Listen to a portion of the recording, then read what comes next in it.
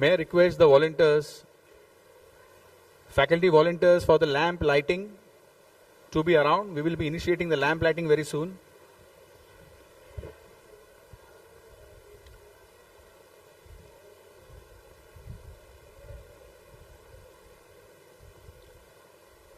We'll be joined by the guests. Hey, a very check. Quick moment.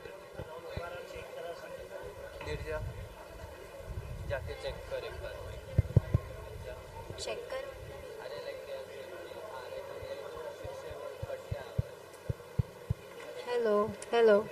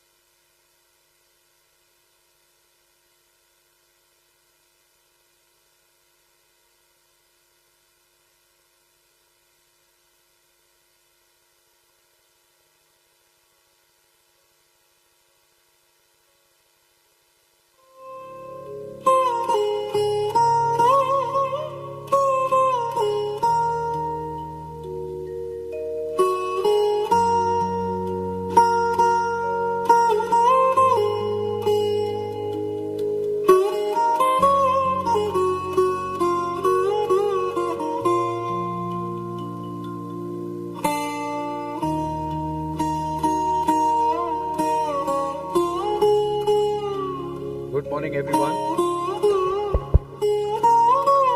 As we have the guests joining us now, I'll request all the members of VESCO to please settle down in your chairs.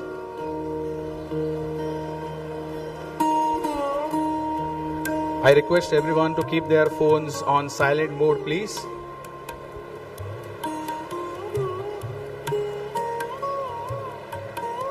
I would also request the faculty coordinators to help the students settle down.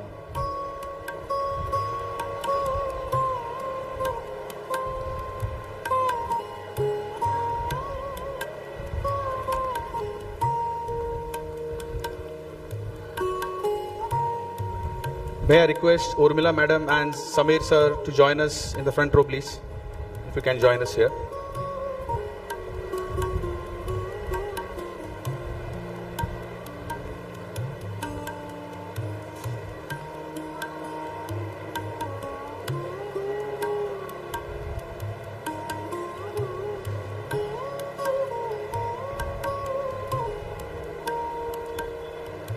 As pleasantries are exchanged, we will request all the students to settle down behind.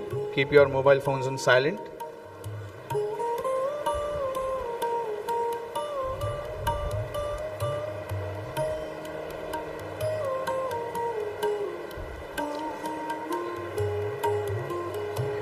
And now, with the permission of the dignitaries, good morning, VESCO. Good morning to one and all. The rivers flows and the seasons will change, but the stone shall always stay to tell a story. In this fast-paced world that we belong to, of modern construction, this proverb speaks very truly of the true calling of the architects. While trends may shift, trends may come and go, our goal is to build the stones, which will always be structures of such character and humanity that they shall remain relevant for generations to come. This is a call and a turn for our inner self to reflect upon, so that whatever we design stays eternal rather than staying temporary. On this note, let us choose this moment to further dwell deeper into our inner selves, our inner consciousness. May I request all of you to kindly join us with folded palms as per our tradition at VES, we will chant Om thrice to invoke the blessings of the divinity.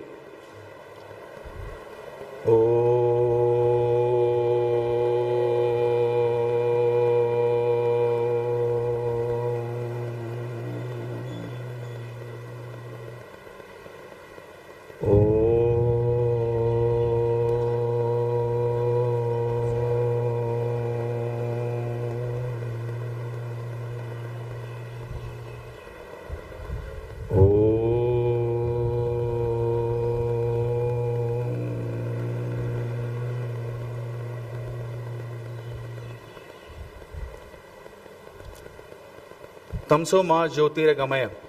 May we be directed towards light, dispelling the darkness around us.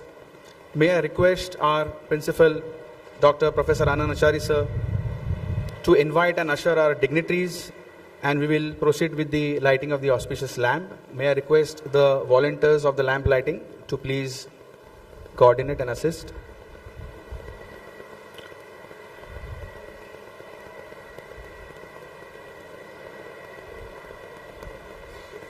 While the lamp is been lit to dispel the darkness and light knowledge, let's invoke Goddess Saraswati's blessings by listening to a very melodious recital by our student of third year BArch, Miss Nirja.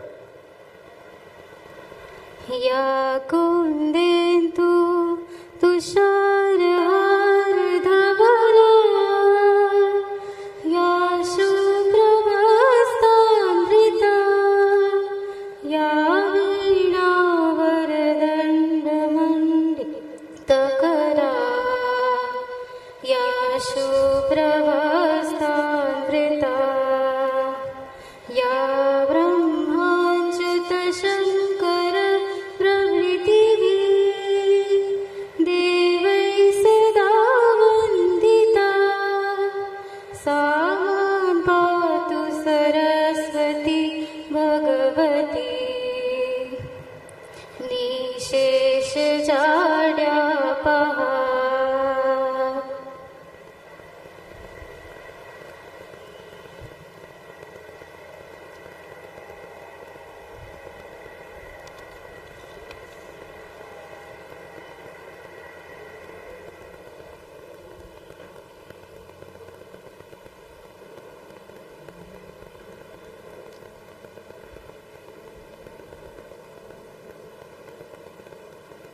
As the auspicious lamp is been lit and we are offering our prayers to the divinity,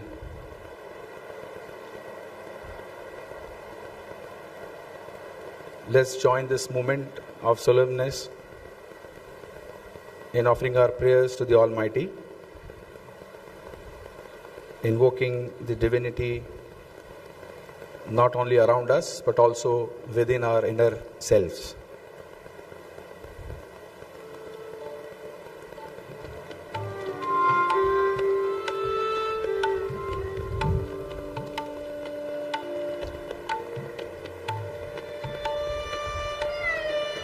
Thank you to all the dignitaries.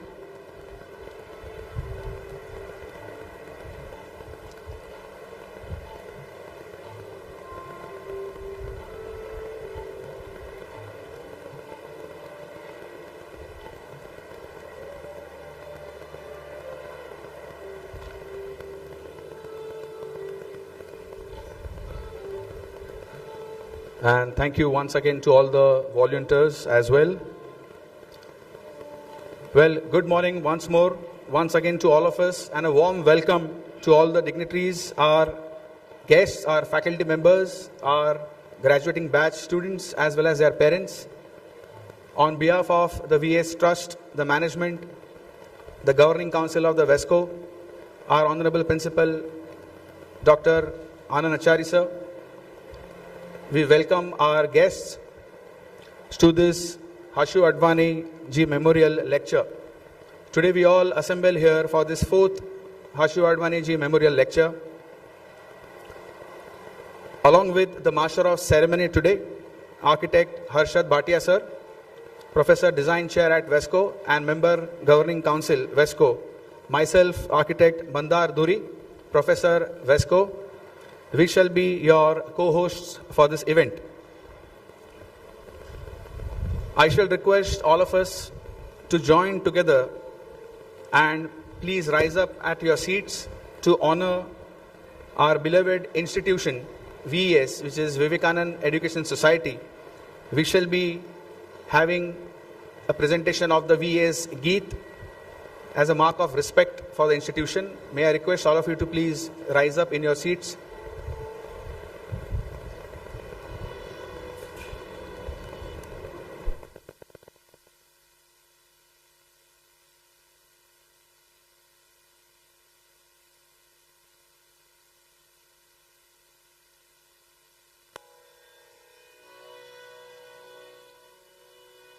बिन विवेक आनंद कहाँ, जहाँ विवेक आनंद वहाँ।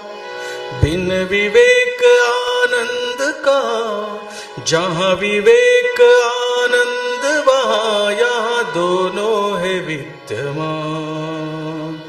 विवेकानंद शिक्षा संस्थान, शिक्षा का ये तीर्थ है मान। मंगलमय शिक्षा का ये तीर्थ है मान।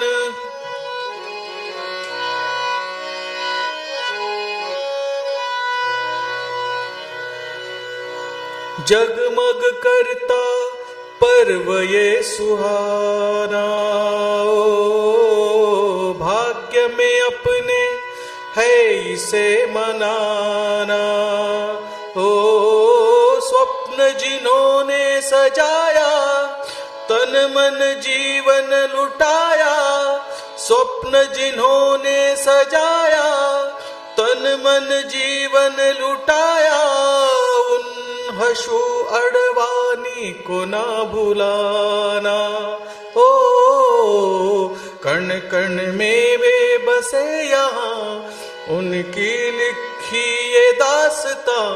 सर्वाधिक है उनका योगदान। विवेकानंद शिक्षा संस्थान,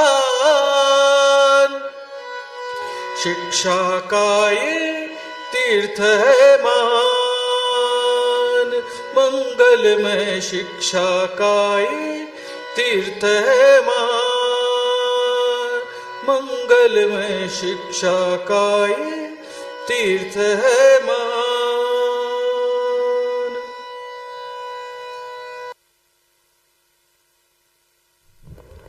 Thank you.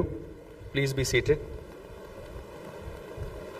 We are honored to have this VES Geet by a very renowned music director, Sri Ravindra Jain ji, and it was performed by our arts and science teacher, late Sri Santosh Mori ji, and his music team. Now, allow me to introduce our guests today. As we move ahead, I'll request our principal, Professor Dr. Anand Achari sir, to please usher our guests on the dais. Our chief guest for the 4th Hashu Advani Memorial Lecture event for today, Mr. Ramprasad Akkisetti, Managing Director, Studio Christopher Charles Benninger Architects Designs, which was formerly known as Christopher Charles Benninger Architects, from Pune.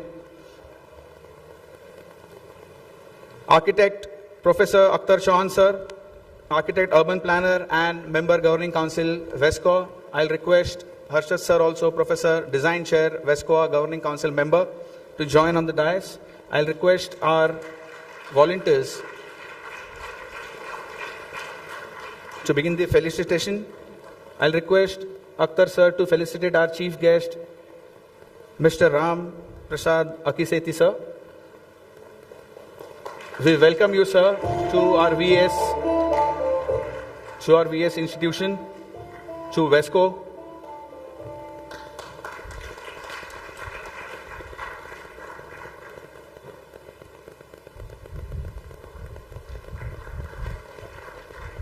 I'll request Dr. Professor Anand Achari sir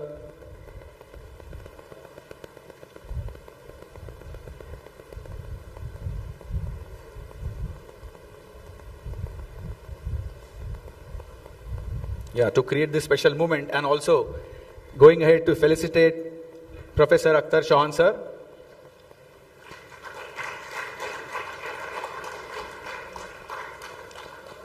A very special moment indeed.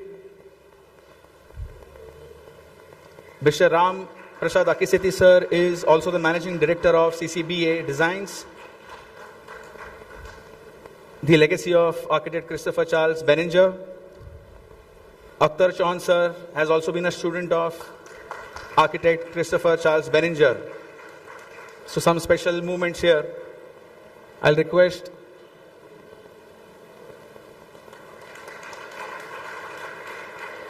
Acharya sir to felicitate our Professor Design Chair Hashu Advani sir, also member of Governing Council VESCOA.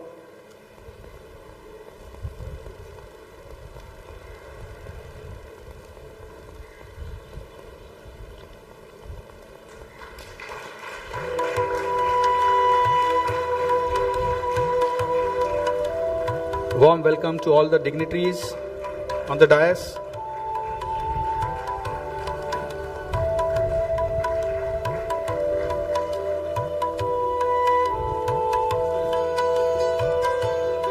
Can we have a special moment once again?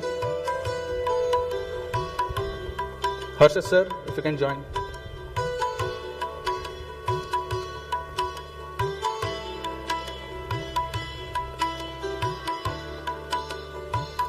I'll request the dignitaries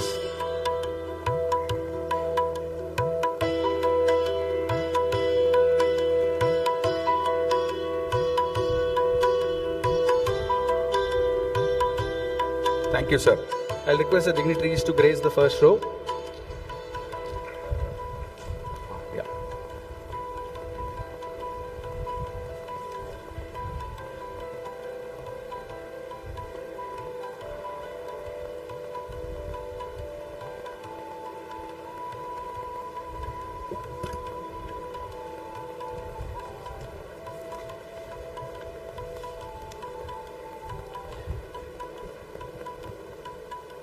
So after this very warm felicitation, as we all know, VAS, Vivekanand Education Society, has been founded and steered upon the guiding principles of two very renowned personalities, a great Indian saint, Sri Vivekanand ji, and our beloved founder, Sri Hashu Advani ji. Today, in this first segment, we all are gathered here to mark and pay our respects to the memory of Sri Hashu Advani ji, along with this memorial lecture, which has been started by VESCOA since 2023. This event shall be followed up by our third convocation degree distribution ceremony, which is the second segment today. So be with us for both these segments. Hashu sir has always been a constant source of inspiration, not only for the people from VES, but also for the citizens in the city of Mumbai. Today, we all stand here together in gratitude for the efforts which have been taken by this divine and noble soul. His wonderful, timeless legacy that we are all a witness to and shall be continuing to witness for many more years to come. Let's dedicate a big resounding round of applause as our mark and a tribute to Sri Hashu Advani ji. Can I?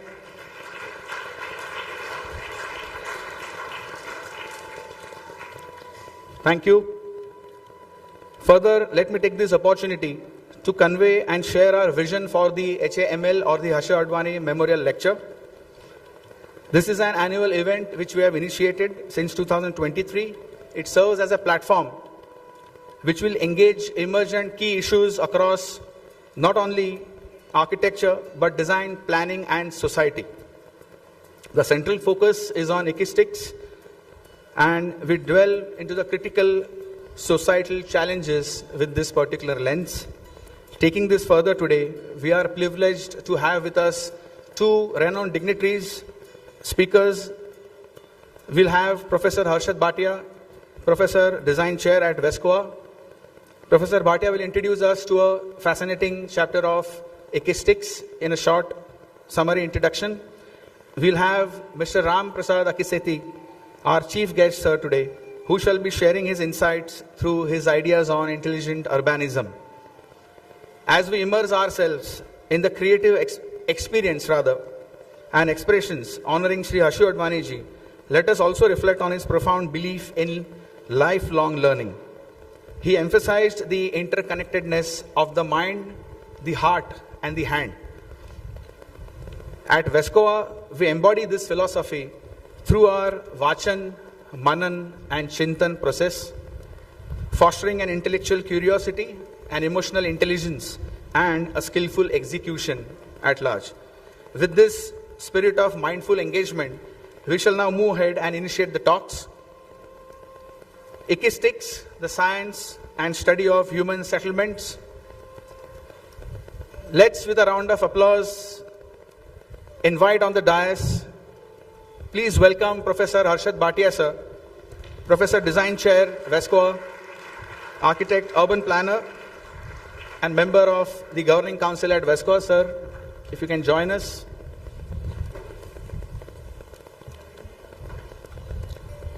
We warmly welcome you, sir. Many batches know, sir. Sir has been interacting with you, but we also have the first year batches of the 3 departments. A very quick, short introduction.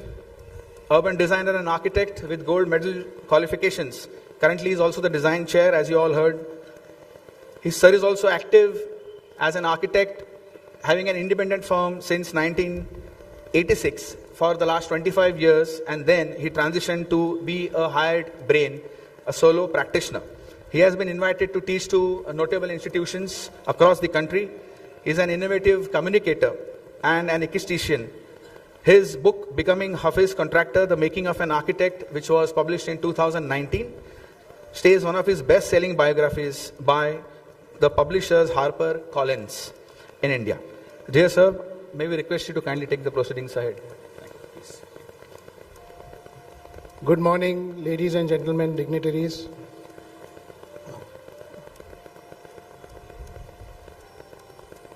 Can I have the slide? I don't have to repeat this. All phones on silent mode.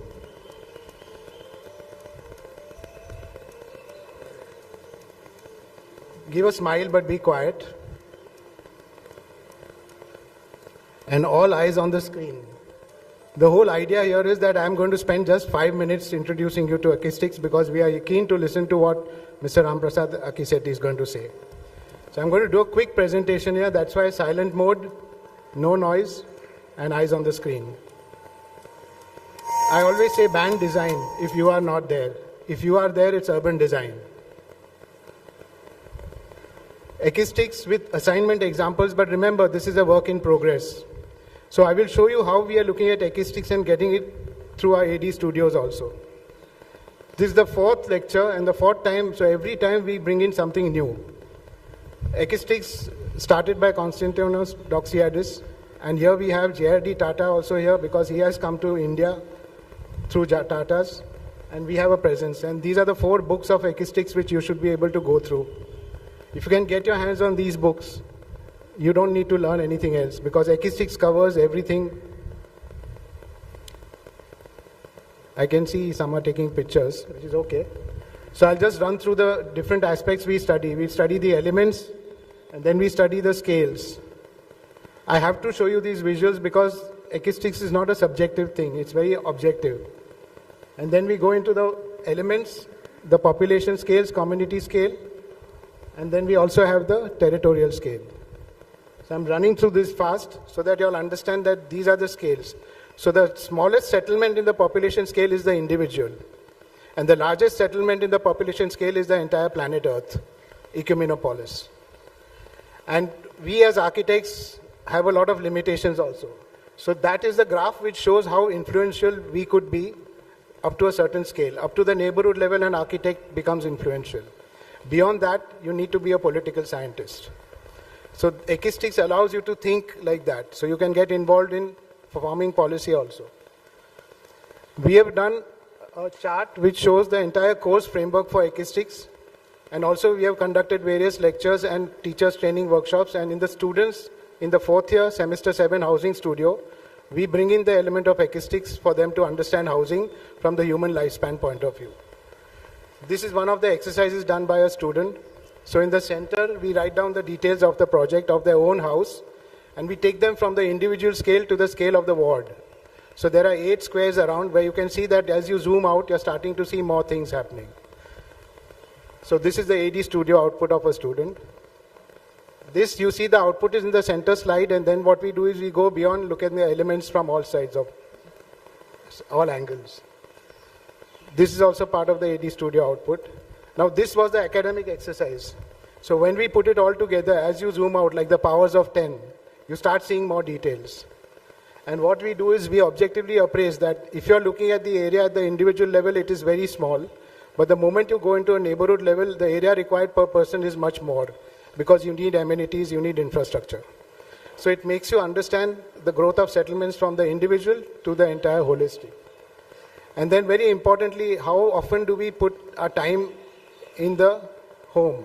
So here is a diagram which shows that how much time we spend in which area of the planet while our life is there. And this is constantly evolving. Most importantly is the lifespan aspect, which we tend to take for granted, because once a client walks into our office, we think of the client as being the standard throughout his life. So what we've done is, we made the students study about different aspects as per the human lifespan.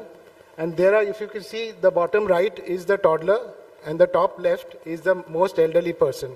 So how our actions change according to age, and also the mindset. This is also AD studio output. This is application of that output in one of the projects done by a student for Dharavi. If you look at the diagrams on the left, you are designing a house for once in a lifetime. The house remains the same, but you grow. Moment you grow in family numbers, you grow in age, you need to change the space to adapt to your needs. So a student has literally thought about the EKISTICS angle and put it over there in terms of going from, if you look at the images on the left, first you design for a couple, then you have a child, and then you become a father-in-law, mother-in-law. So you have family growing, how your house starts adapting to your needs over your lifespan. This is application of EKISTICS. The 4th year, now we have started doing this consciously. This is what I want to end with, to show you that there are 3 words: me, tell, and why. I'm going to use these 3 words to tell you during our lifespan what happens, how they changed. So on the left is the mind, on the right is the age. So you should have the childhood curiosity. When you're a child, you're always asking questions. Tell me why. Kyun? Why is this like this? Why is that like that? Then you come into the age of teenage rebelliousness, college going, teenagers. And you change the lettering to say, tell, why me? Why are you always targeting me? Then you come into the age of educated adult. So the graduating batch today, you are going to go into this category now. And because you have graduated, you will go around telling people that, me tell why, because I am educated, I know. So you start talking about your experiences. Then you come into the midlife crisis, where you start saying, me, why tell? Because all the time I've been telling you, but you all are not listening. Then you come into the retired adult. Why tell me? Why are you coming and telling me this? I've been through this, my life's experience. And then finally you come into the elder's wisdom, which is, why me tell? So as an elder, once I go into my 80s, I'm going to talk a lot more about my experience. Now I leave you with a message, students who are graduating and students who are still in the college. The message is, experience is external, wisdom is within. I can tell you my experience, but it's external to you. But if you have the wisdom within you, you will learn from it. Thank you.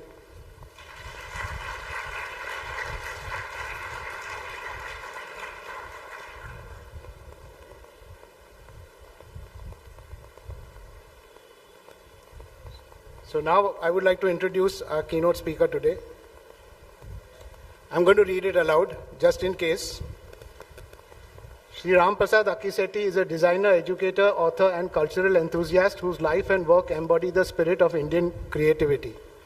His journey, spanning disciplines and continents, began in Vijayawada and took shape in the academic and cultural heartlands of India in Pune. Though originally trained at the Armed Forces Medical College in Pune with a view toward medicine, He soon discovered his deeper passion lay in design psychology and storytelling, a perfect blend of all the aspects of EKISTICS. In 1995, Ramprasad co-founded CCBA Designs with his mentor, we all know our master architect, Professor Christopher Charles Benninger.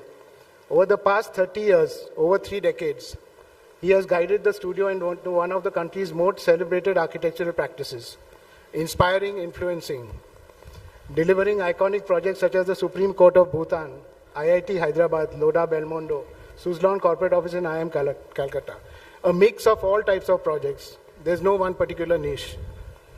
His intellectual curiosity extends beyond architecture.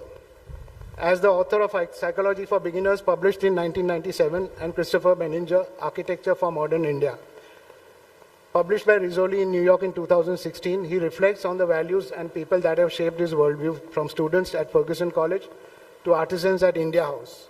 If you've been to India House, you will see how everything has come into a melting pot. From the cities he has explored across more than 50 countries to the murals and memories created within his studio. 50 countries is because we are divided. But when you look at it from the EKISTICS point of view, ecumenopolis, one world, one country. So with this, I would like to invite Mr. Ramprasad Akkisetti to kindly take the stage and the dais.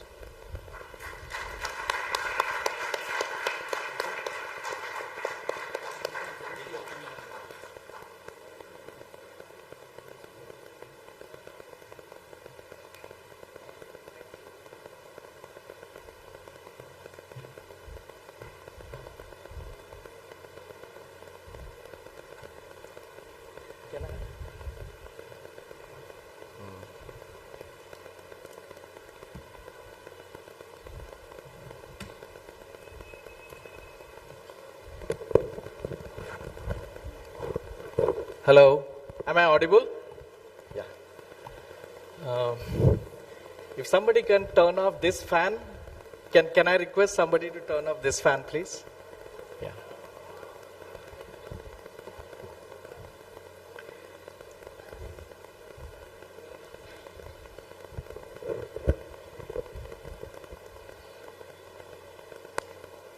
Yes, perfect. Good morning. I think this is the earliest talk I have ever given. Generally, I wake up around 10 o'clock in the morning. So you can imagine, so I'm not really in the best of my forms, waking up at 5 in the morning and taking the car to come over here by 9 o'clock. But I guess academic schedules start by 9 o'clock, and I must admit this is my first academic talk and probably the longest.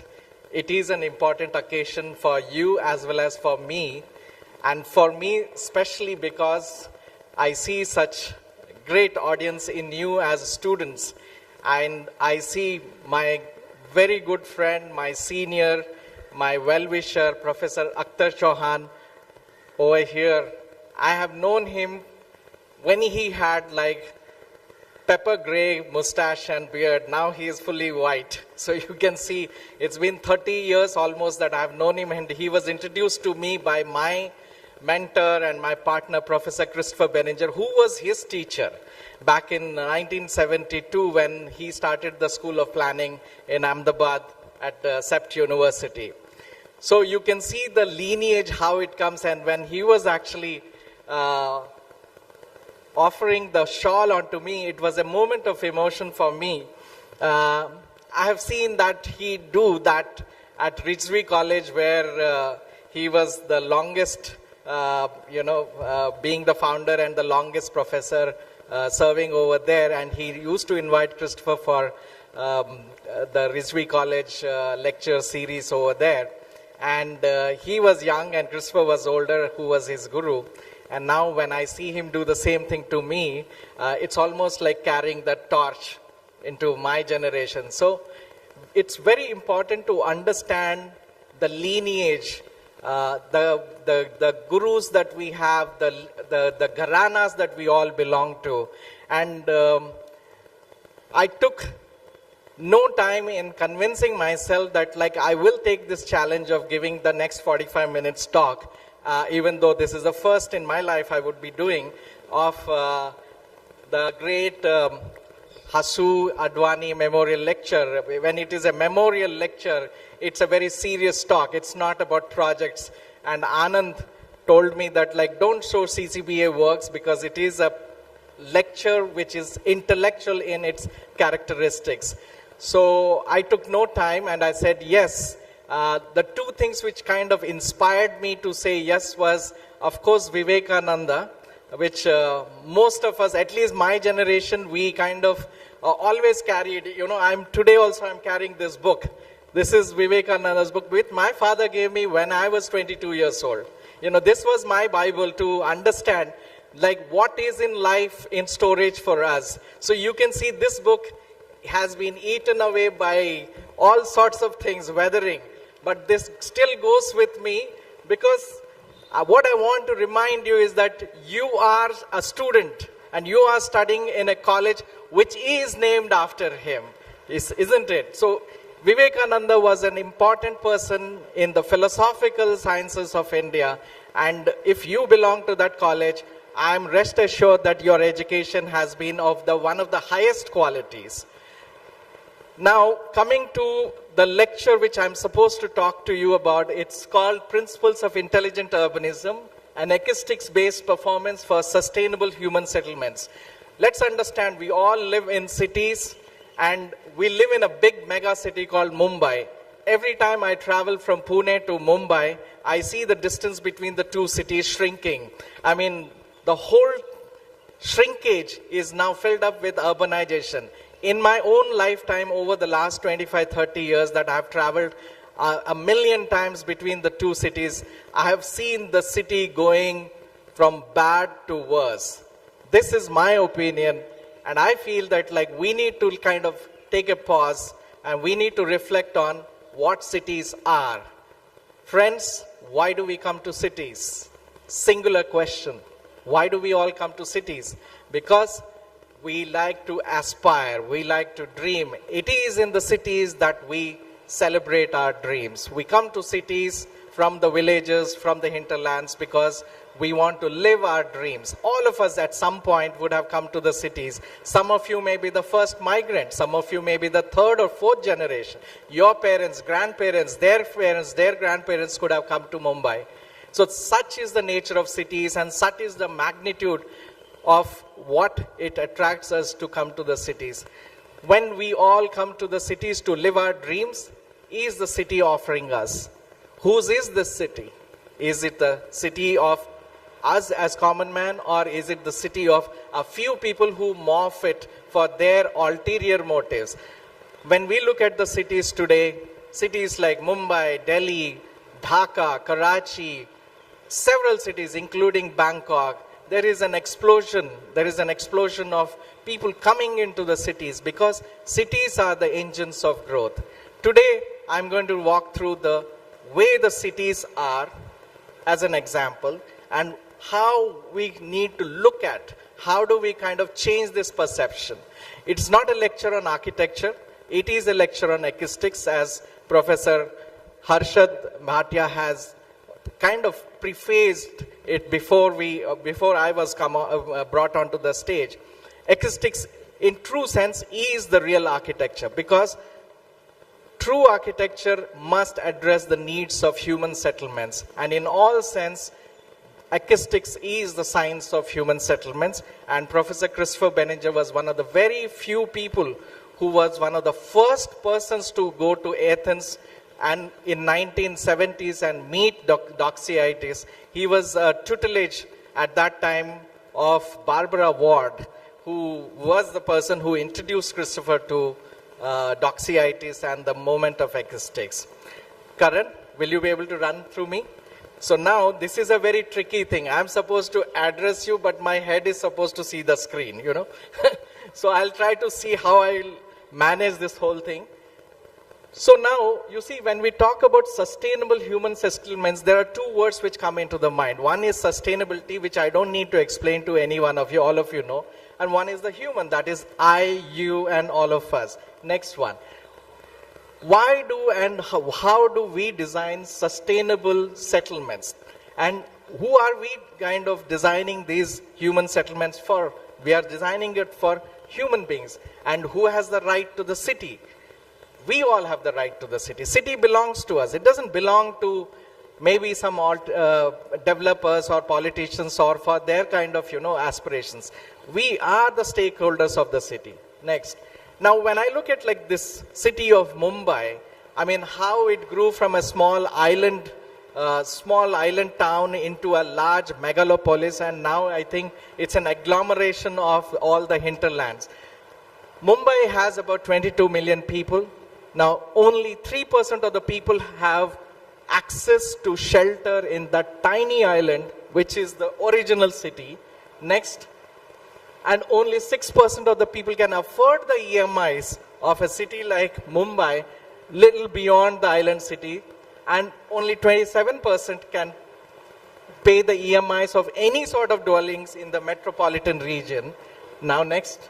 So, only 36% of the people of Mumbai or families of Mumbai can actually afford to buy a house. That is not what is called equitable distribution of resources. What does it do? It removes every 2 people out of 3 people from buying a house. When we talk about Mumbai, everyone talks about it's so expensive. It is so difficult to find a house. They are traveling more and more readily outwards to find accommodation that suits their budgets. And we are not talking about poor people. We are talking about many of us who are sitting over here, professionals, young people, people who have mid-level salaries, even they cannot afford. Is this then a city for the people? That's a big question we must ask.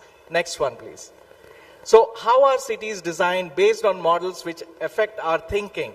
What are the precursors of cities that we have learned from? For us, we never had cities of such grandeur in India before the British came. Mumbai was a British city at some point, like all the 4 primary cities which they have created. So we had small towns in India and we did not have any examples to follow from. So the 1962 Delhi Master Plan, again, it separates out the people who actually belong because it's an administrative capital. Next one, please. Where do the ideas for the colonial capitals come from? If you look at it, Versailles became the role model for Washington, D.C., and Washington, D.C. became the role model for the Victorian British Raj Delhi, which eventually, when India got the independence, the central vista came about. And even till today, if you look at it, the British Raj imprint is over there. Next one. So most of the ideas of our cities came to us from the West, where their ideas of human settlements were very different than the reality that we have in India. We have the plan of Chandigarh. Again, I always say it and very vocal about it. Chandigarh is not a city that belongs to India. It was, of course, designed because Nehru at the time of independence lost Lahore, which was a grand city, to Pakistan. So it was his kind of, desire that let's build a capital that is a kind of a salute to city planning, and he invited Corbusier to design Chandigarh. But then Chandigarh became a city for the administrators, not for the people who were around there. Today, if you look at it, Chandigarh does not address the middle class. It doesn't address the poor people. It does not address the common Indian who lives over there. It is pushed away the common man to either Mohali or to the other sectors of Chandigarh. Next one, please. So these type of plans can only accommodate 36% of the people. So where do the 64% of the people go? That's a big question. And we need to find answers for that. Next one. So this has resulted in unsustainable sprawls in Delhi. Can you go back? Can you go back? You see, this is a result of pushing the 64% of the people outside the city. They crammed themselves wherever they got the space. They were not part of the planned process. And all of you are architects. You're studying to be planners and architects. This is the problem that you all have to think about in your lifetime to give a solution to. Next. This is a common sight that all of you would have already witnessed. Not too far away, on the other side of this Chembur, you could see so many of shanties like this, which is the real condition. We cannot kind of shut away our eyes for this real condition in Mumbai. And this is every kilometer in Mumbai you see it. So this has resulted in unsustainable economic disparity. Look at it. This is a housing complex with swimming pools and tennis courts and each balcony having a swimming pool. But what are they overlooking into? They are looking into the shanties. This is in Sao Paulo, the capital of Brazil. Then you have Mumbai. This is a very common sight. Now that's Nairobi. The coexistence of the rich and the poor, and there is no planning at all. Next one, please. This has resulted in unsustainable congested traffic. This is a very common sight. All of us go through on a daily basis. Now it's become like a nightmare. Even if I have to travel from Pune to Pune airport, I actually count in almost 1.5 hours to cover a distance of 15 kilometers. Next one, please. Unsustainable pollution. Very common sight. Now you can see it. You are in the zone where RCF is over here. Rashtriya Chemical Fertilizers. This is a very common sight. Then exploitation of nature. Because the city was not planned well, we kind of think about bulldozing the natural terrains, which are mountains, and encroach those areas, creating irreversible damage to the environment. Next one. This is again a very common sight. I have not kept these photographs to shock you. You are very much part of the problem. This is what I see it. You see it. But we have become so thick-skinned that we have blinded ourselves from getting affected from these kind of scenes that we see on a daily basis. Next one. Now, what happens to this family which migrated from somewhere to be part of the city? They want to live their dreams, but they have no hope. Unsustainable futures. Next one. Now, our planning methods have shied away, ducked their head into the soil, thinking that these problems do not exist. This photograph clearly shows that the planners of this country have put their head inside, thinking these problems don't exist. Right? Isn't it? That's why we have problems. Now, this is a challenge of your generation to get up and see the real problems and address those problems. I was very happy to note from Professor Anand Achari that like your college was one of the few colleges which has been asked to give solutions to Dharavi as a problem, right? And how do you kind of accommodate Dharavi as a mainstream Mumbai economy, as well as to create a sustainable existence for them, rather than just shunting them away from the city that belongs to them also. A major root of our problems has been posing development as only the economic growth. We have never seen development beyond economic development. We have to start seeing that there should be social development, there should be spiritual development, and there should be an intellectual development too when we are designing the cities. Next one, please. What is essential to tackle this disaster is to have a set of sustainable principles which all agree upon and act by. And I call these principles as the principles of intelligent urbanism. Go back, please. Because these principles have come through when we were designing the capital of Thimphu in Bhutan. It's a Himalayan kingdom. And these principles evolved from the practice that we put in when we were doing the structure plan for 2 years. And we realized when we were designing the cities, what are all the things that guide us, rather than being like a god on the top and saying that, hey, I want to do the city which is going to have grand vistas, which is going to have this and that. We thought like, how do we make a people's capital where everybody has a respect and everybody has a play, everybody has a say in its growth and their growth. And these principles are the essence of uplifting the human condition and the civil society. So mind you, when I talk about planning, we are talking about uplifting the human experience in the city. We must understand If the city does not uplift our human experience, it has completely failed. Next one. So hence principles of intelligent urbanism came. Next one, please. Now there are 10 principles which we have coined. When I say me, when I say we, I don't include me or my current, planners in the office. This is a 20-year-old theory which is very relevant even today, proposed by Professor Christopher Benninger, who is no more amongst us today, but what he has left is a beautiful charter for us to follow for the future city plannings. Now, these 10 principles are a balance with nature, balance with tradition, appropriate technology, efficiency in planning the cities. There should be human scale taken into account when we are designing the cities. Cities cannot be out of scale. Then there is something called conviviality, the ease of movement. Then there should be opportunities which are relevant for all the people who are sitting over here. Irrespective of the fact that you are a poor person or rich person, you have an access and opportunity for everything that the city provides. Next one. Then there is the balance of movement. Cities are all about movements.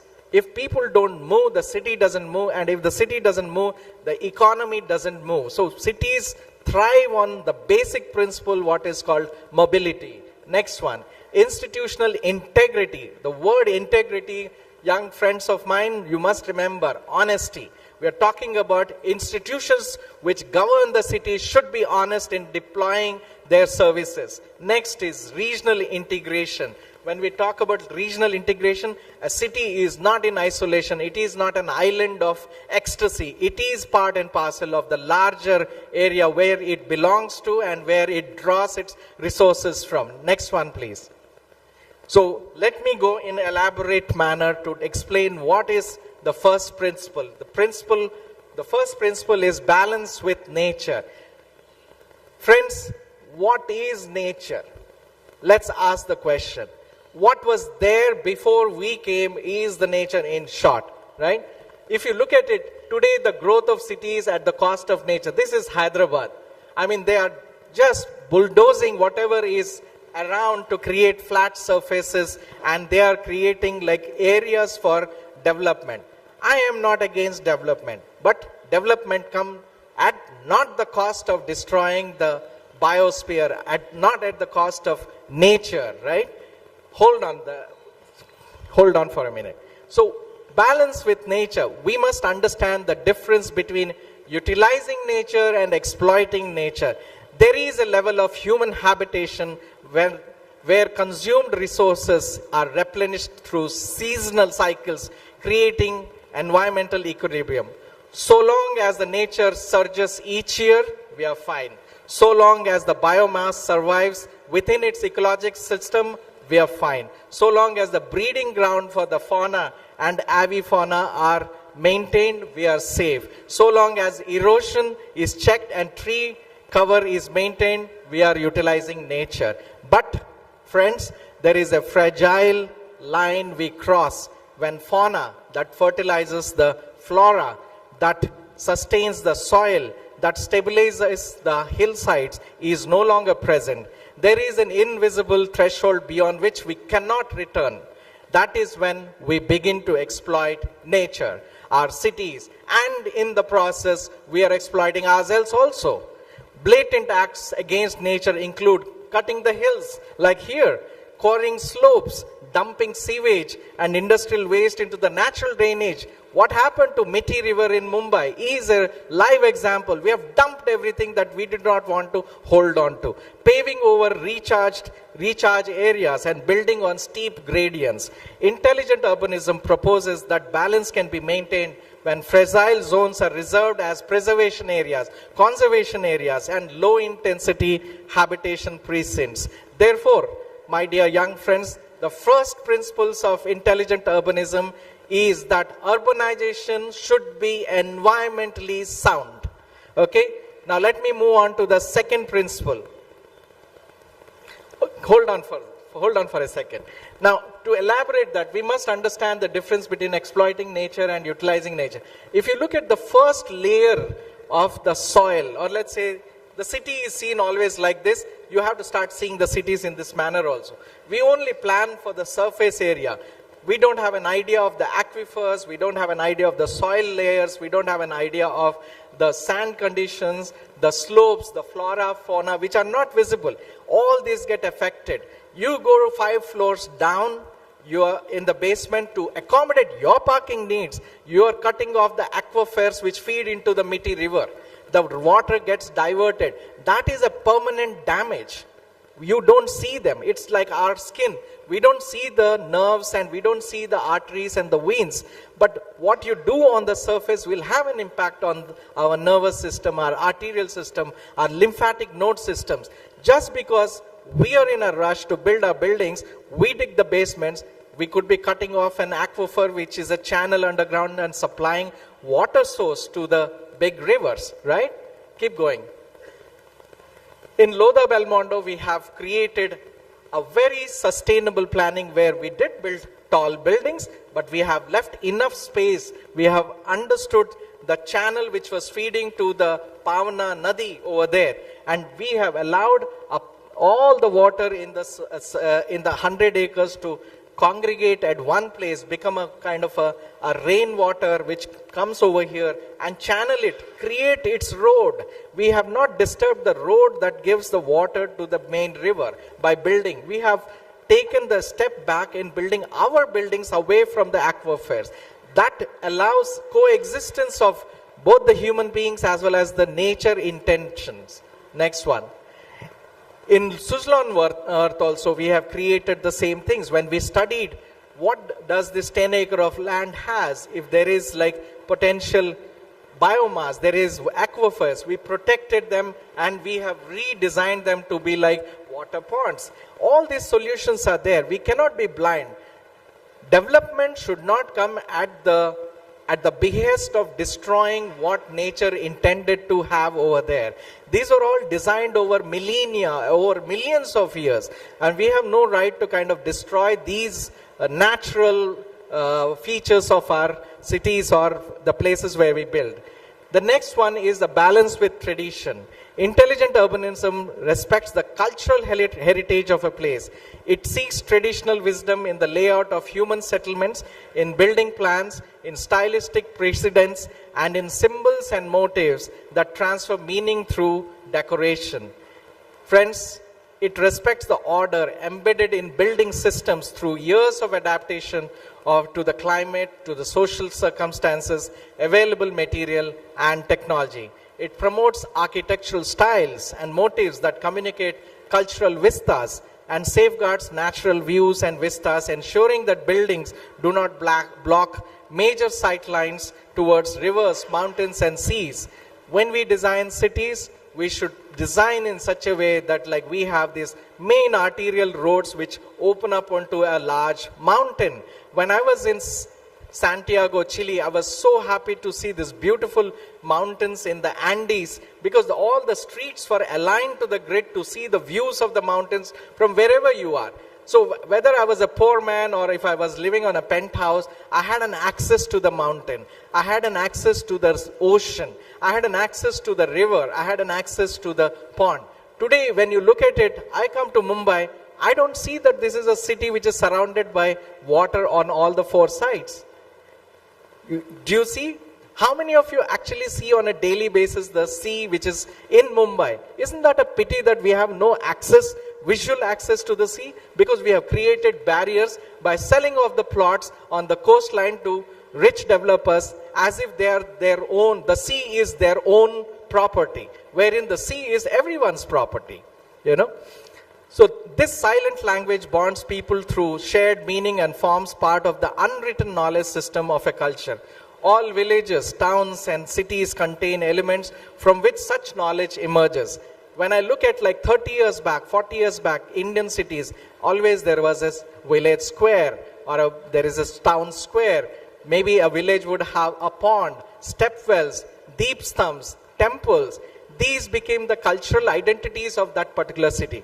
Today, when I look at it, like I cannot identify in our cities what are the cultural identities of one city to the other. Even today, we go and see the old monuments, right? because they are embedded in our culture. We may never see Taj Mahal, but the DNA remembers the Taj Mahal. Our previous Janma or our grandfathers would have narrated the stories of our ancestral, monuments, and they carry with us in our memory. So when we look at the Himalayan capitals, there are lakangs, there are chotans, prayer flags, there are gateways, money stones. Cities in India used to have gateways. Like if you go to Ahmedabad, you'll have Teen Darwaja. If you go to Delhi, then there is a Delhi Darwaja. Then you go to even Mumbai, there are gateways like Gateway of India. Where are the gateways? Gateways are the places that you enter the city and you change your behavior, because they tell you that you have arrived into your city. Where are the gateways today? We have no gateways. These examples show how heritage sites and artifacts can be brought into modern planning and engendering a sense of a place. Intelligent urbanism promotes their integration into the spatial order of contemporary urban settings. So today, if I look at it, this is your city, Mumbai. Where are our gateways? Where is the cultural references?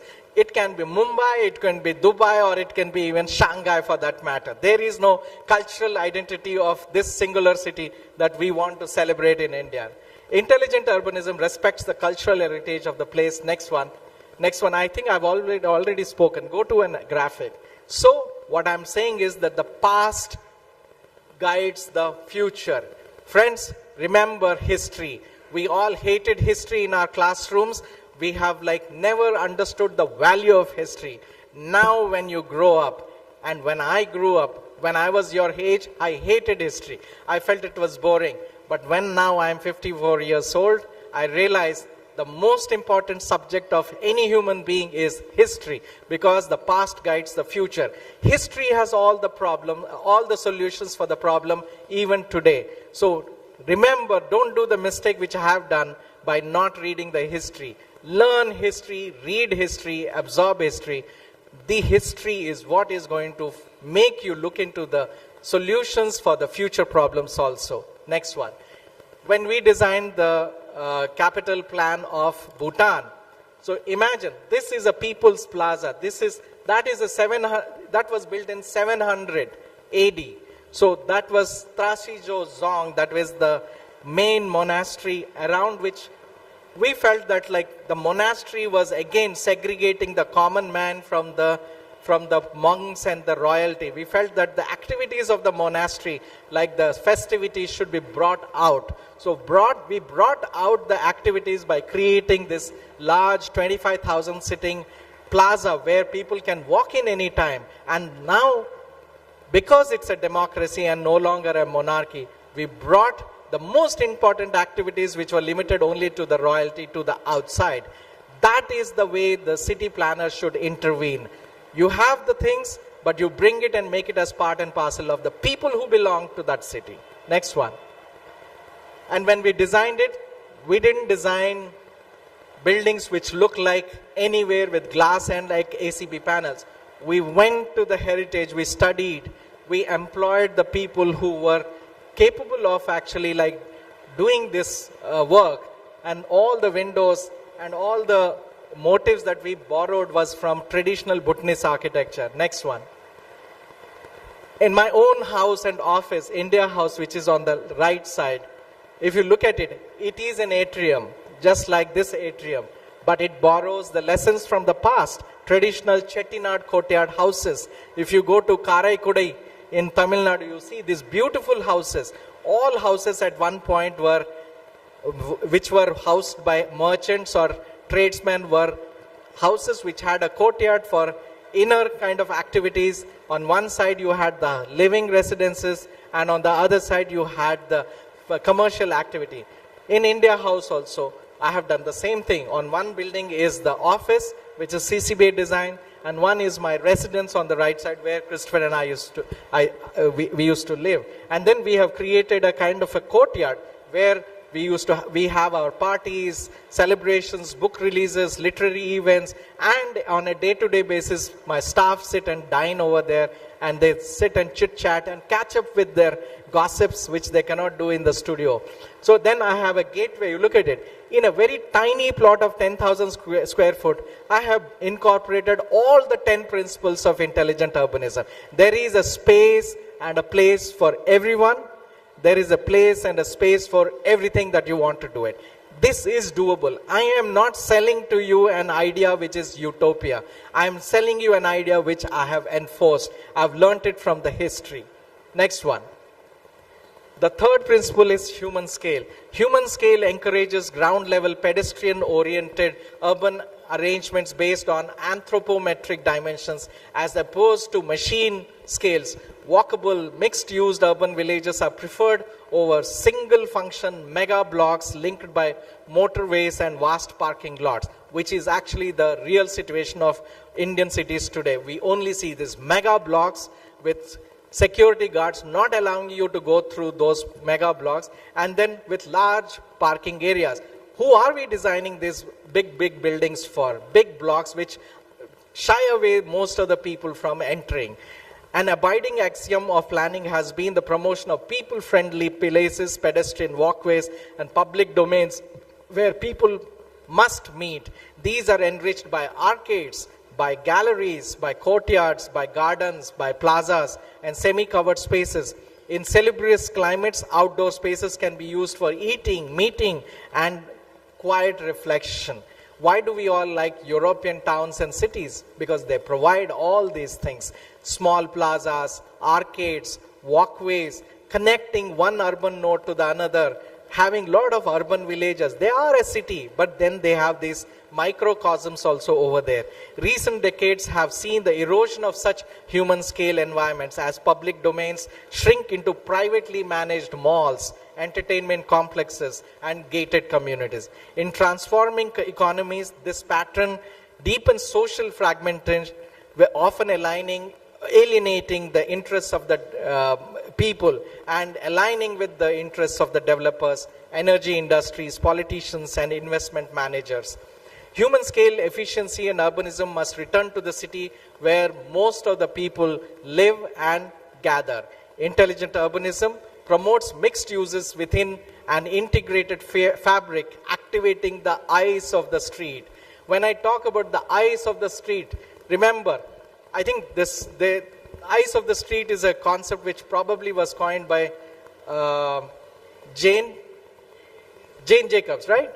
Am I correct in remembering that? Yeah. Now, what is an eyes of the street? When I was growing up, we did not have a lot of chowkidars of every building, you know. We had a street, one watchman in the night, he used to walk around with a stick and he used to say, Jagte raho, you know, all that stuff. Who were the eyes of the streets? Who were the surveillance? Retired people sitting on the otas outside their building. Women who were chit-chatting and gossiping about the activities of their families and life. They knew everybody. Everybody knew everybody in that particular neighborhood. If I would walk into even my own house, after being in Pune for several years, they would stop me. They would stall me and ask, Beta, kahan se aaye ho? They never kind of hesitated to ask a new face. That is how they used to get to know. And they would say, oh, you are so-and-so, son of so-and-so. That is how the whole neighborhood used to know everybody. And if a small child is playing, they knew that child belonged to that house. Today you look at it, what have we done? It's not that like we never had cities in India. We did have cities. And cities, according to the population of back in those days, were big. But we had cities that were human as against the cities that today are no longer human. And that's the point that I'm trying to raise. We have lost the eyes of the city. And the round-the-clock activity, compact services, and enhanced accessibility. Shops, amenities, social services should cluster near a public transport and within walking distance from work or housing societies. Human scale is achieved by stepping building masses down to the open spaces using arcades, buffers, rediscovering party walls, and row houses to ensure compactness. Remember the word party walls. Now, if you look at it, every plot has its own compound wall. Then the setbacks. Then again, the there is a setbacks. Now, this setback and that setback doesn't lend anything to the city at all. If you go back to the old Bombay and see in like Marine Drive and all those old cities, there was no party walls. The building was your finishing line. And then the building line and the next building line in the middle became the place where the trees used to grow. The parking used to be there. People used to gather together. Now we have created a planning where we create a compound wall and you have none of these kind of activities that happen between the two buildings. If you go to Europe, there are no compound walls. Everywhere then you have in the cities, you have building lines. And the in-between of the building lines becomes the people's place. It belongs to the people of the city. Urbanity emerges where people mix face to face at ground level in dense and diverse settings. Let's see what we have. Today, this is the kind of city that we have. No connection with the ground at all. The activity which is happening in the ground has no reflection of what is happening in the tall floor, all the floors of that tall building. Now, this is where we congregate. We have to go to a shopping mall to have an accidental face-to-face meeting, even with a neighboring person. What have we done to our cities today? You look at it. What used to be a common thing, a regular thing, just bump into your neighbor and say, hi, hello, how are you doing? What's your daughter doing? Is she studying this or is your boy doing some work? That entire conversation is completely taken away because now we have replaced those informal meetings with these kind of human experiences. You have to go to the mall to understand what is human experience, what could have been between the buildings. Next one. Now this is the nature of the cities that we are doing it. We are designing cities for that aerial photograph, that one photograph for the Instagram. We want our city to look like this. What about what happens in the ground? We have completely forgotten. We no longer design for the ground experiences in our cities. Next one. The focus of intelligent urbanism is the pedestrians, the ground plane, human movements and interactions happen at the ground level just like this. This is what is missing. We do not have this anymore. Try going to New Delhi and say that this can happen. They have created beautiful boulevards, they have created beautiful walkways. Who are walking on that? They've made them so impersonal, almost as a cosmetic addition later on or as an afterthought. Next one, please. Now, when Christopher designed CDSA, it is a project, it's not a city. But the elements of the ground face-to-face interaction, the elements of human scale are very much present here because this institution facilitates the chance meetings. It makes you force each other. And cities must do that because you never know. If you accidentally meet somebody, that person may turn out to be your lifelong lover for life, right? We are removing all those chance meetings because we are removing the ground experience of cities. Today, when you look at it in Mumbai or in Pune, where is the ground experience? No one is talking to anybody. Everybody is in a rush. Everybody is navigating if I'm going to topple down because the footpath is bad, right? So the ground experience has been removed to create a sky experience, which is not where we live. We are not birds to fly and experience the cities. Next one. This is what is called a human scale, a scale that a human being does not feel he is lost. It should not be such a megalith that like you don't feel that you're connected to it. Next one, please. The fourth principle is conviviality. Intelligent urbanism sponsors convivial societies. So Anand, you have to tell me how much time I have, because I can go on and on. Is that all right? I would require another 20 minutes easily. Is that all right? Yeah? Otherwise I can shorten it up. I could see a lot of students very attentively sitting, noting down in their mobile phone. So I'm also getting excited to elaborate the principles. Yeah? So conviviality, intelligent urbanism sponsors convivial societies. Vibrant societies are interactive, inspiring, and offer opportunities for gathering freely. Social life unfolds in tiers, and each must find an expression in urban form. Friends, cities have many layers of interaction, not just one layer of interaction. So we must design the cities for each experience as we age, as we belong to a certain class of the society. So let's see what are these experiences. Can you go? No. Now, when we designed SOS Children's Village. This is a children's village. In 1972, Professor Christopher Benninger designed in Bhuwana outside New Delhi. So this is a campus for orphans.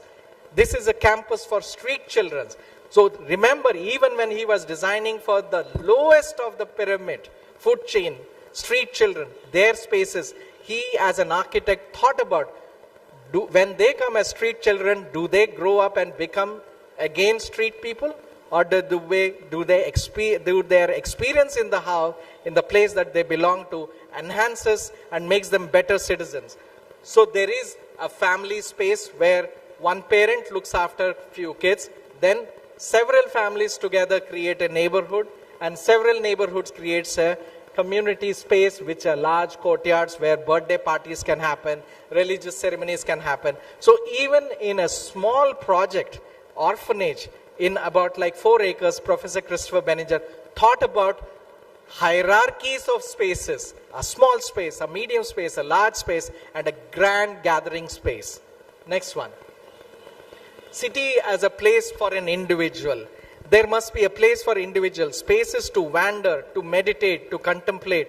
In the hills, along streams, beneath trees, must exist within the urban realm. Next one, please. There must be a place for friendship. Intimate spaces for dialogue cannot be assumed. They must be consciously designed into the urban cores, villages and neighborhoods. There must be a place for the householders, homes for families, companions, or shared living from the essential tier where individuals grow into confident personalities. It is in this place that we grow up, we become a confident adult to look into the life in future. So there must be a place for neighborhood. Here faces are recognized and children play. You see, this is a place, I've purposefully kept this because all of you are young. Where in Mumbai two lovers can go and just be alone? Nowhere. Cities must create that. We all fall in love. We have to have places where we can approach and address love. It cannot be just like an experience that we feel that we see it only in the movies. Cities must create these spaces. Next one. There should be a place for the families that children can safely grow. Next one. Cities as places for neighborhoods like bazaars, large community halls where random people go and they meet people whom they have known for 10 years. Today, if you look at it, we do not have these places. What is a neighborhood community place for us today? Is it a mall, honestly? And that too, it is only like addressing a certain section of the society. How many people can actually go to a mall? Can my driver go? Can my chowkidar go? Can my cook go? No. So why are we become so selective when we look at cities? There must be place for communities. There must be place for public domain. Now, what is a public domain? Every city should have places like museums, libraries, grand plazas, gardens, which belong to everybody. It does not belong to only few people. And all these places today, when you look at it in a city like Mumbai or in Pune, they just like shut them down as if 6 o'clock, I shut the garden. What the hell is this? A garden should be there. I fought with my husband or wife or my lover, and I want to go at 11 o'clock in the night. I want to be alone there, and I want to reflect on, is it my mistake or is it my partner's mistake? And the minute I enter over there, CT bajne lag jata hai. I mean, this is what we have made cities as like places where we ourselves feel like foreigners, Next one. So cities as communities where we celebrate festivals. Tomorrow, day after tomorrow, it is Holi. How does a city come and celebrate? But if you go to Mathura, there will be a celebration of the entire city. That is how it used to be. Today, all that community space is limited to that little housing society. Next one, opportunity matrix. So we have created in our projects, many places, we create community spaces. You look at it. Do you have a pointer? Now, you see, the top picture is actually CEPT University's newest building. this building. So we have created spaces for people to hang around. We have created a place which was meant for actually, there was a jungle there, and there was a kund. Kund in the sense it was a dirty nala which used to come there, and then, you know, all the water of the campus used to be like, you know, stagnant over there. So we designed a system in such a way that all the water still comes, but then it becomes kund. I have photographs of this kund or step wells. This becomes like water, with full of water, and people used to actually jump in Sept University into the water and swim. So that kund in the summer dries up and it becomes a performance center. So you see, within your own projects, you can think about a microcosm of the city. Opportunity matrix. Next one. Again, in this Bajaj Institute of Technology in Wardha, we have created community spaces. Next one. Opportunity matrix. The city is an engine of growth. Cities are places where individuals increase their knowledge, skills, and sensitivities, becoming more capable of improving their lives. They provide access to healthcare, preventive medicine, mass transit, telephones, and internet. Peace, security, policing, and courts of law are assumed foundations of any city. Within this umbrella of services, one can pursue the arts, politics, community work, or personal development. A good city becomes an opportunity system, a matrix of possibilities. Intelligent urbanism does not claim that every household will live in the same way. It insists that every citizen has the access to shelter, transport, electricity, potable water, sanitation, waste disposal, public domains, education, knowledge, and basic health care. It recognizes poverty, ill health, low skills, prejudice, and inequality. An urban plan is not just a physical plan, but also it should be a social and economic plan. People are born equal, but friends, they don't all grow equal. A city must offer multiple paths through which individuals can address stresses such as healthcare, shelter, food, education, recreation, and transport. A network of channels for resolving inequalities of the past. A settlement labeled as a slum need not be a site of bleat. It may be an entry point into the city, a springboard towards education, employment, and improved housing. So do not shun away the slums, because they are the entry points where a recent migrant from somewhere in the hinterlands of India has entered. And the slums should not be slums of despair, but they should be slums of hope. It destroyed without alternatives, barriers, or created. If upgraded with the slums upgraded with water, sanitation, lighting, and paving, it can become a platform of hope.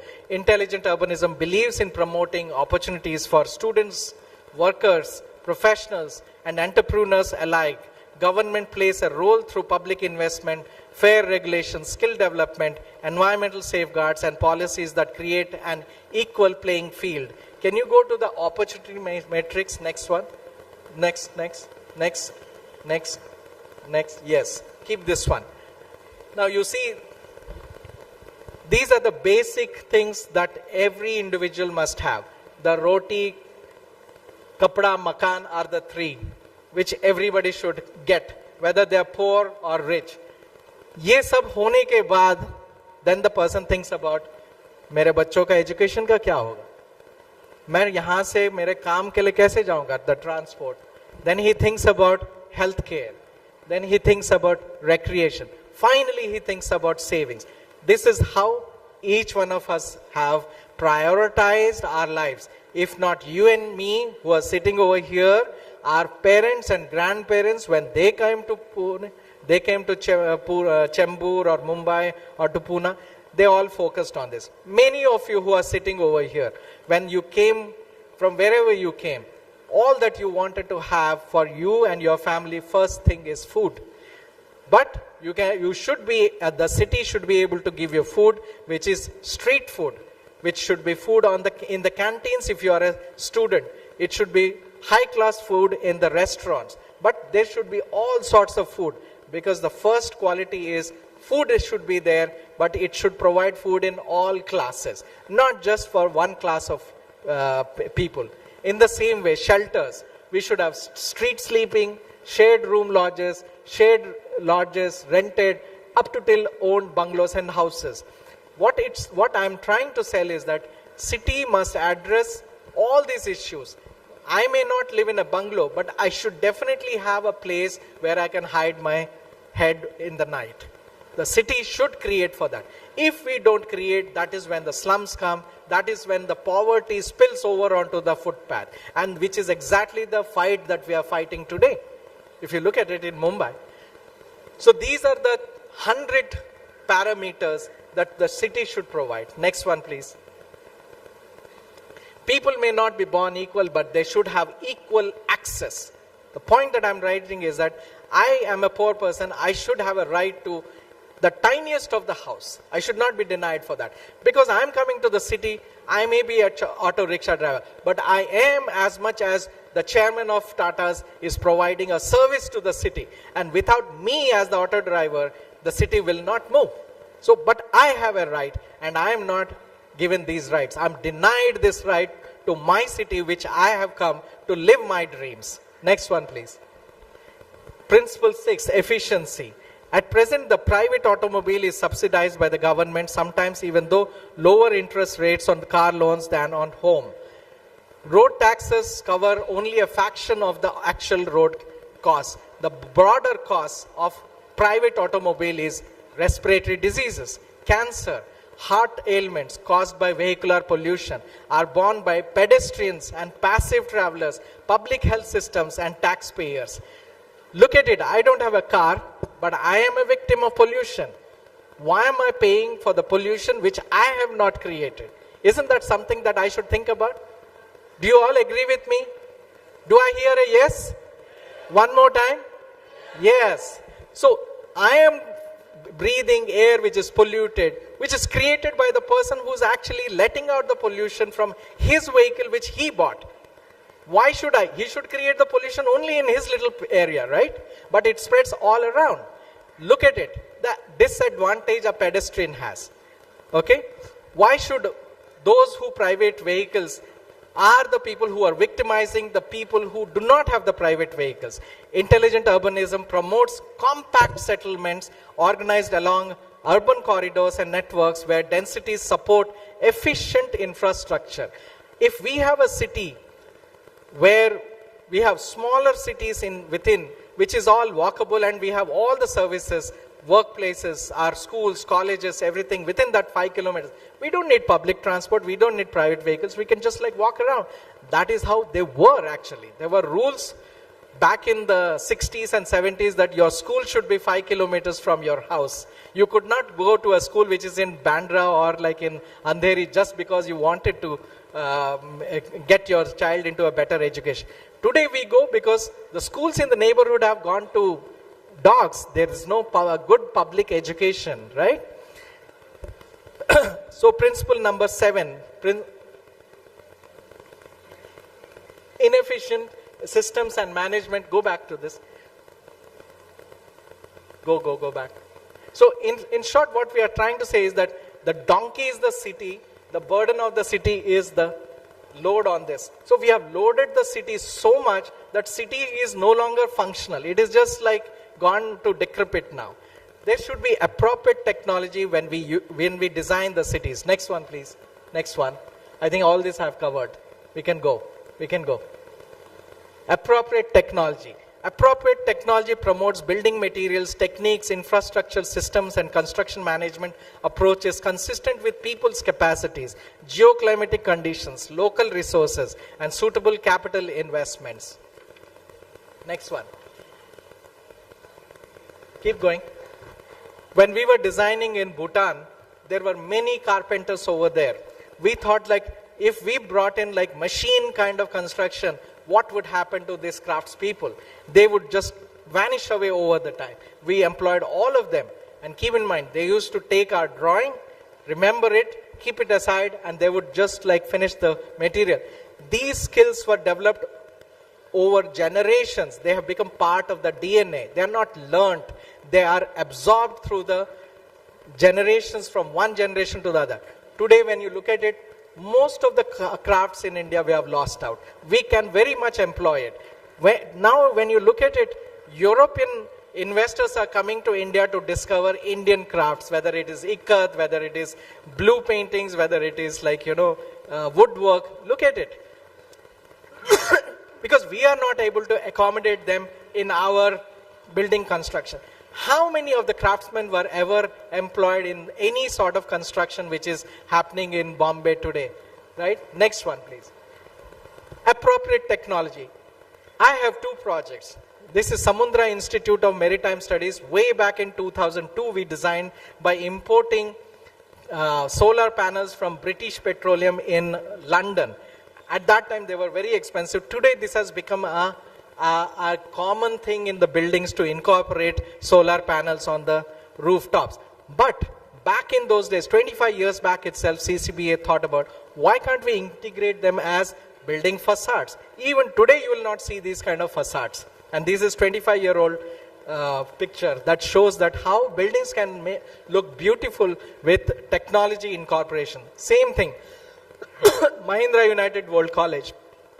When we designed the Mahindra United World College, we took out the basalt stone from the Sahyadri Hills and then we made that as a basic unit of construction and we built the whole site. Nobody does that today because too many vendors are selling their aspirations through our buildings and we are stopped reflecting on what does the land offer? Can I kind of, use the material from the land? We in fact take away the whole soil also and dump somewhere else today when we dig for the basements. Next one, please. Balanced movement. Now, what is a balanced movement? That there should be a system where all kind of people should be able to move. There should be public transport, there should be cars, there should be trains, there should be like metro systems. Now we are thinking about metro system as an afterthought. Look at a city like Singapore. Singapore is a great example where you can notice how they have managed public transport. They have taken this Singapore city, which may be about 250 square kilometers island. They have realized the city cannot grow anymore because there is water everywhere. They have studied how many cars can fit into the roads of Singapore. That they have taken as a number. Let's assume 100 cars can be there in Singapore. They have taken that number, divided by 2. Only 50 cars can actually be mobile, where 50 cars will be in the parking lots or in the houses. They have thought about only 50 cars should be there in Singapore at any given time. Now, there are 200 people in Singapore and everybody is capable of earning money and everybody can earn money enough to buy the car because Singapore is a rich country. Per capita income of Singapore is much higher than even America. So the government of Singapore, what did it do? It said there are 50 cars, whoever wants to buy, they have to buy 10-year licenses. And each of those licenses come at a road tax cost, which is not a fraction. Sometimes the cost of the road tax is higher than the car. And the sales tax of the Singapore car purchase became 4 times more, making it impossible for people to buy it, even if they wanted to buy. A car which you would buy in India for 5 lakhs became almost closer to 30 lakhs. So it actually dissuaded people to buy cars. What is happening in India today? In fact, the government gives subsidies to petrol, subsidy to automobile industry, subsidies to factories, just because they are looking at one factor, which is the economic growth, but they are not looking at like the road conditions, the pollutions, the heart ailments which could come from vehicles and the clogging of the roads. Today, if the cities are facing clogging in the roads, it's because of the wrong policies that we have adapted in a country like in India, and then giving these aspirations, because car does make you feel that like you have arrived, you have become rich. But in true sense, have you become really rich? You have become rich by just sense of a car, but you have lost your health, you have lost your mobility. How much time you spend on the roads today? Every day, if you spend 2 hours, that's like 10% of your time every single day, which you could have spent in reading something. You could write a poetry. You could be in the house and look after your kids. All that is taken away. We don't like measure that in the time or in the value of money. That's why we are not understanding. So we should follow the Singapore model. Now, what did Singapore do? Take all this tax, all this sales tax, extra money, put it into the mass transit system and make the mass transit much better than the cars. If you go in the Singapore trains and in their public transport, the buses, they are much more luxurious than the cars. So this is exactly what we should do when it comes to balanced movements. Next one. Next one, please. Next one. Regional integration. So when we look at regional integration, we are looking at like a city not just as a place where only the city people are getting benefited. It has an impact on the larger city also. Intelligent urbanism sees the region as an integral part of the city. Planning the city and its hinterland is single holistic process. It recognizes that all human settlements influence their surroundings. A city can catalyze upliftment, or it can deteriorate the hinterlands that supply its food, its raw material, labor, recreation, environmental buffer. You can keep going on, you know. Socially, the region may be defined as the catchment from where employees and students commute daily into the cities. Intelligent urbanism plans not only for the present, but for decades and generations ahead. It is not utopian, but it's futuristic, forecasting scenarios within defined influence zones and reasonable future limits. It nurtures complementary relations between active urban nodes and the distant areas that feed and support them. The last principle is institutional integrity.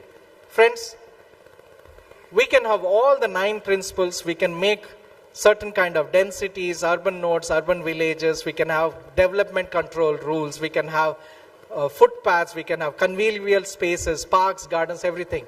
But to govern all these things, we need to have something called the institutions. So every city should have institutions which are designed to take care of this, and they should be housed, or they should be managed by people like you, urban planners, urban designers, infrastructure planners, infrastructure managers. Today, we don't have enough urban planners or urban designers in the city hall managing our cities. They are managed by administrators, and administrators have their own ulterior motives because they are saluting their like fiefdom lords, you know. So every city should have institutions, and those institutions should be managed by professionally qualified people like yourself. And most important thing in the institutional integrity is that all the city management should be done by people who have integrity, who are honest, and then only these principles will come into effect, and they will give a city that we all aspire and dream about to live our future. Thank you very much.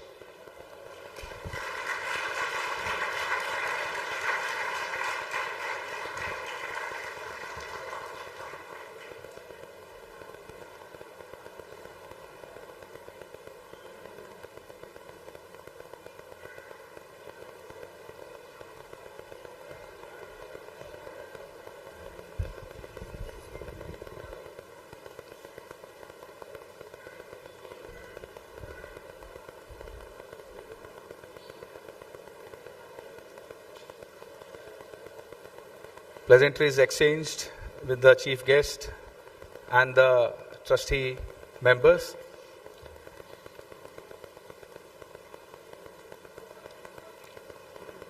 A very nice pause. In fact, there's a good amount of calmness and silence we can see in the audience, which is a testimony.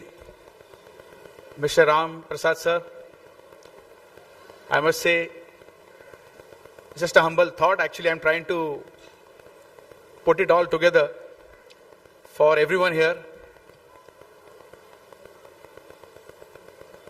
Thanks a lot, sir, for this most touching, can't say a presentation or a seminar. You said it is your first today. And there are too many things to say, in fact, but I'll just try to summarize it in a few, let's say, can't say statements, but I'll say thoughts.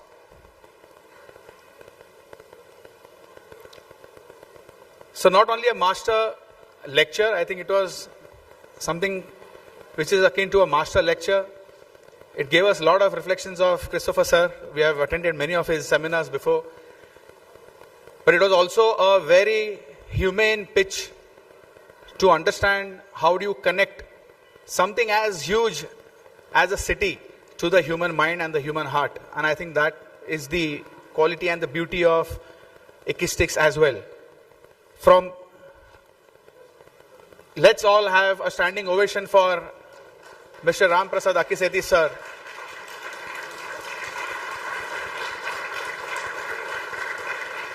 An outstanding moment.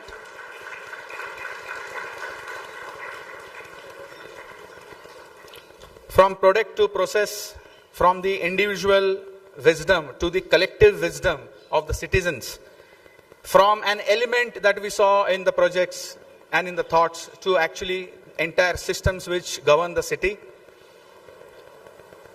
And as we all know, the beauty of EKISTICS, looking at different perspectives to different scales, the micro as well as the macro simultaneously, and that is what makes this study very imperative for all architects to give a go at. At VESCOA, we have this, we are blessed to have renowned EKISTICians with us. Professor Akhtar Chavan sir, Professor Hashu Advani sir, Dr. Professor Anand Achari sir, and all those who have been a part of the studios in which we have conducted these. We could definitely, many of us will agree, we saw a lot of reflections of thoughts and ideas in Akkisetti sir's presentation today. It has brought back a lot of memories and connections to how we all eventually form a closed circle of human beings. The vision, mission and objectives and goals of VESCOA as an architectural institution could also be easily seen and reflected in the presentations that we saw. Once again, sir, thanks a lot. Thanks a lot for taking time out. Thanks a lot. Thank you. And now, as we all move on to the next segment, Prasad sir, Prakash sir wants to say something. Yeah. Definitely, sir. Definitely. Please. Take. Our trustee, Prakash Lula sir, Honorable Secretary VS. With the permission from Adwa sir, I want to ask you, sir, I mean, you gave a very, how it should be that we have understood. But how do we do it? Because the planners are different, the engineers are different, the architects are different. I mean, they are different background that they are coming. And then they together they have to, create a vision for a city. So, to achieve that balance between various specialities, as a common man, I find it very, how do we do that, sir? Hey. Yes. See, it's not an easy question and it's not an easy problem. See, we can't resolve small problems within our own family, if you think about it, because human relations are of that nature. When we look at a city, somewhere you have to start owning up.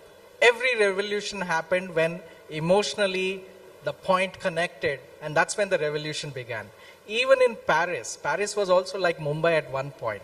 It's only like the visionary leadership just bulldozed the entire Champs-Élysées, which is the street that you actually today walk, and then they are connected. There is Bastille on one side, and then there is the Eiffel Tower on the other side, connecting with nodes and intercepts, and then the entire thing becomes a walkway.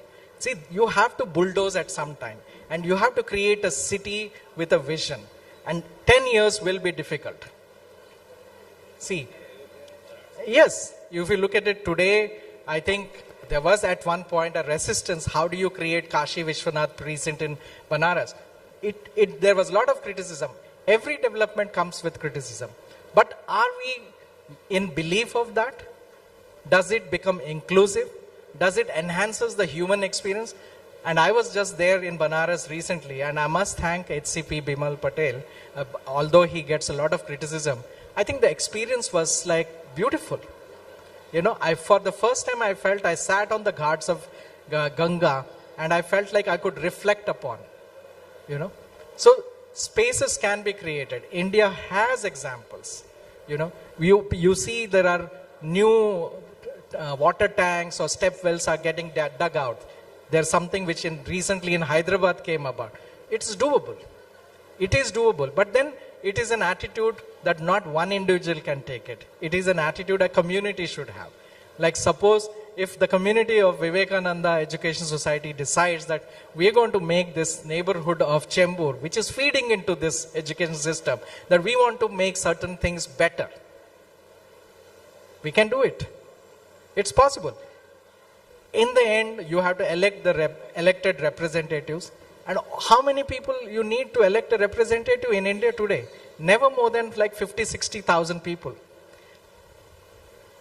You understand? It's only very small amount. You know, I belong to Balewadi. The number of people who actually elected our corporator was 3,500. Huh? And 3,500 people you see in one mall.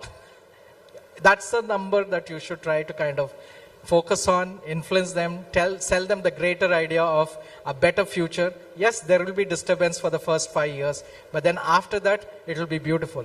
You don't need to go to Dubai or Singapore or to Hong Kong or to Paris to experience those things by paying a hefty price.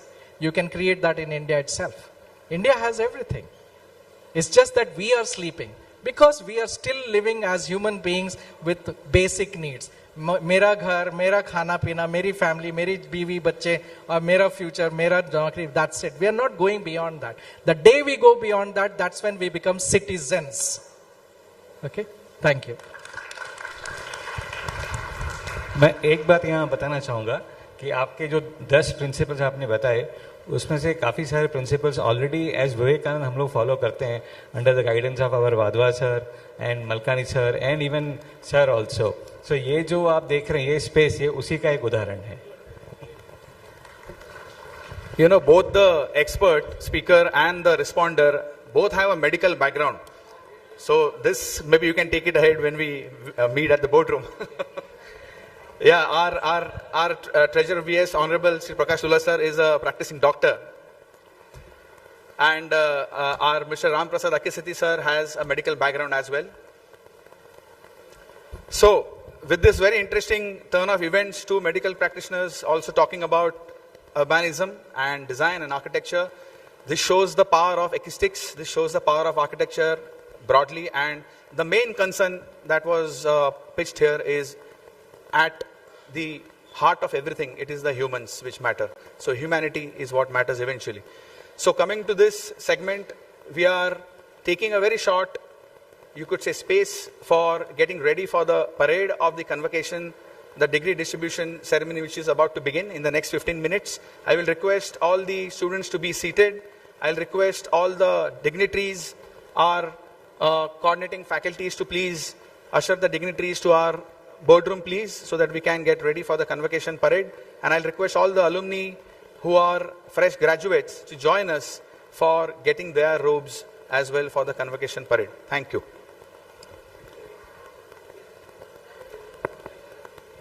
So I declare the first segment concluded. We'll meet shortly in 15 minutes for the second segment, which is the convocation degree ceremony here. Thank you.